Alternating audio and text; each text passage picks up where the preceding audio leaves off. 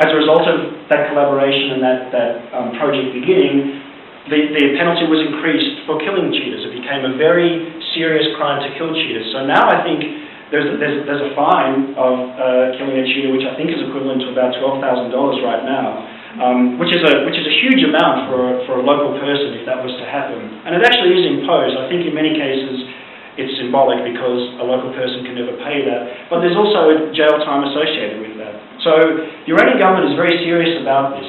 Other activities which resulted out of this plan, these emergency measures, the status of certain protected areas were upgraded so that they were better protected. Grazing restrictions in the core areas. So I mentioned earlier about 80% of protected areas being available for grazing. Those 20%, the 20% which is not known as core areas, they're still exposed to in some cases, quite intensive grazing pressure. So the enforcement of those grazing restrictions was really increased.